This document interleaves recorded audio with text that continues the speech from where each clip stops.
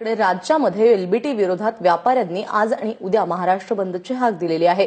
त्यामुळे राज्यातील बाजारपेठा, दुकानं सकाळपासूनच बंद आहेत। शहरामध्ये कडकडीत बंद पाहायला मिळतोय, पण अनेक शहरांमध्ये व्यापाऱ्यांनी बंदमध्ये सहभागी न होता आपला निषेध व्यक्त केलाय। ठाणे व्यापार उद्योग महासंघाने गावदेवी मैदान ते ठाणे महानगरपालिका असा मोर्चा काढलेला आहे। त्या मोर्चाची ही दृश्य आपण पाहू शकतोय। तर मुंबईतही अनेक भागांमध्ये व्यापाऱ्यांनी दुकानं बंद ठेवलेली आहेत। मुंबईमध्ये 1 ऑक्टोबरपासून एलबीटी लागू होणार असला तरी जवळपास 19 महानगरपालिकांमध्ये याची अंमलबजावणी करण्यात आलेली आहे।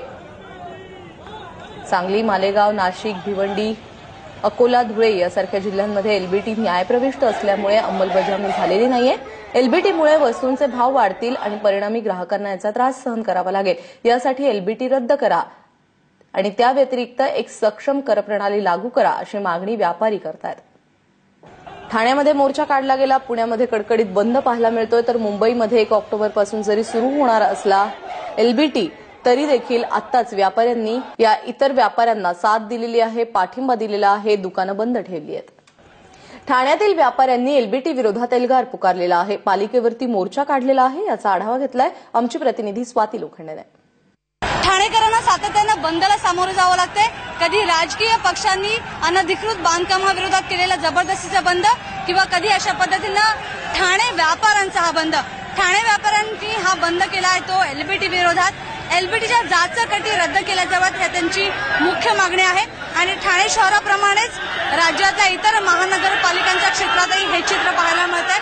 अशाच पद्धतीनं मोठ्या संख्येनं मोर्चे काढले जात आहेत किंवा एलबीटी विरोधामध्ये निदर्शनं केली जातात। एलबीटीच्या काही जाचक नियम आहेत, जसं की सगळ्यांना कराचा समान दर्जा असावा किंवा कर एकाच पद्धतीचे असावेत। दुसरी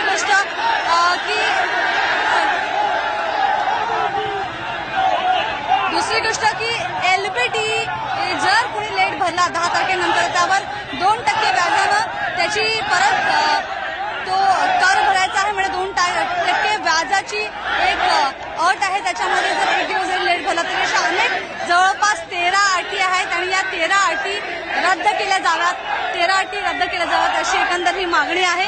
याच मागणीसाठी राज्यभरामध्ये अशा पद्धतीनं आंदोलन केलं जात आहे।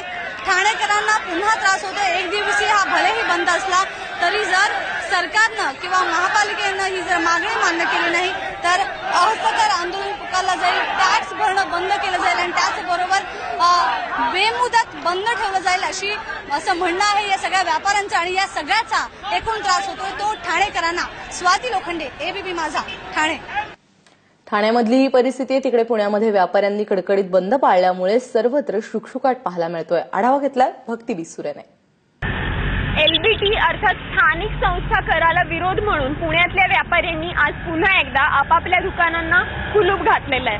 हे कुलूप घालण्यामागचं कारण असं आहे की एलबीटी जो स्थानिक संस्था कर आहे या कराला व्यापाऱ्यांचा विरोध आहे, कारण त्यातल्या काही अटी व्यापाऱ्यांना जाचक वाटतात आणि म्हणून या एलबीटीला विरोध करतायत जे व्यापारी आहेत ते। पुण्याबरोबरच आज संपूर्ण महाराष्ट्रामध्ये हा जो बंद आहे हा बंद पाळला जाणार आहे। 1 एप्रिल ते 7 एप्रिल जे आहे ते पुण्यामध्ये आठवडाभर पुण्यातल्या बाजारपेठा बंद होत्या, पुण्यातले सगळे व्यवहार ठप्प होते आणि त्याचीच प्रचिती पुन्हा एकदा आज आणि उद्या फक्त पुण्यामध्येच नाही तर अवघ्या महाराष्ट्रामध्ये येणार आहे। 7 मे पर्यंत या संदर्भातला शासकीय अध्यादेश निघावा अशी मागणी व्यापाऱ्यांकडून केली जाते। 7 मे पर्यंत हा अध्यादेश जर नाही आला तर 8 मे पासून पुन्हा एकदा संपूर्ण महाराष्ट्र बेमुदत बंद केला जाईल अशी तंबी सुद्धा या व्यापाऱ्यांकडून देण्यात आलेली आहे। त्यामुळे स्थानिक लोक जे आहेत त्यांना किंवा सर्वसामान्य जे ग्राहक आहेत त्यांची अशीच मागणी असणार आहे की लवकरात लवकर या बंदवरती काहीतरी कायमस्वरूपी तोडगा जो आहे हा तोडगा निघावा आणि सामान्य ग्राहकांची किंवा सामान्य माणसांची याच्यामधून लवकरात लवकर सुटका व्हावी। कॅमेरामॅन राजेश बिडकर सह भक्ती बिसुरे, एबीपी माझा, पुणे।